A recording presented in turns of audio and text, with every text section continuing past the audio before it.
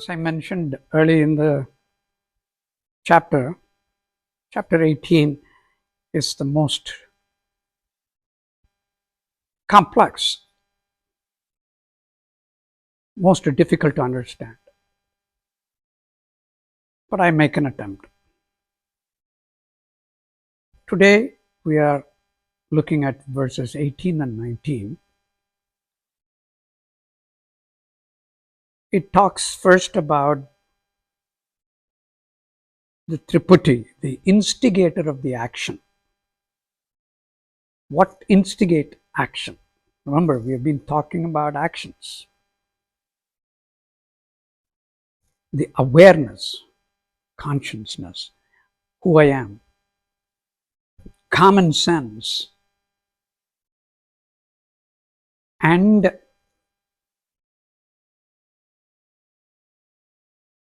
the life are the three things that instigate action. The instruments are the tools. The purpose of the tools and the user are the ones who are performing the actions. So, if I have a hammer, that's the tool. Knowing that that hammer is used to hit a nail on the head and doing it correctly is the trivida. So we have three types, three things that instigate the action. And these are the ones that perform the actions. Or these are the ones that are needed to perform the actions. Jnanam, karma, and karta. Knowing the difference, that is the awareness, the action, and the doer of the actions are the tridaiva. These are just nomenclature that is first set up. Krishna says then that, wait, I will explain these things to you. So we don't know what they are yet, but we are setting up the nomenclature in these two verses. So we know the triputi, trivida, and tridaiva. I used to have discussions with a colleague of mine who is also another thinker. And one of the sessions when we were discussing,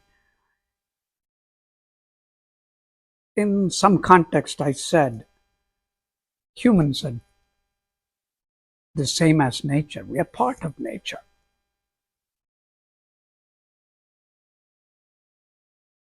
God created all of us. So I don't want to separate nature from me. But he said, that's not the way Christian philosophy works.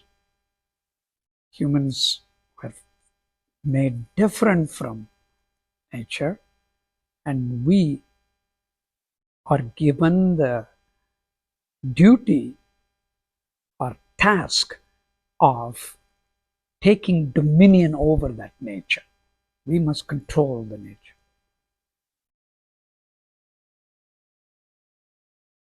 So, the agnostic statement that nature is God is not what is right according to the Christian belief. We are to take dominion over nature.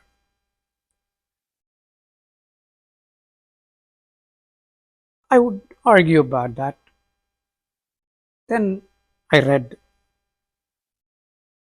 this chapter, and there is quite a bit of overlap in that kind of thinking. Humans are separated a little bit.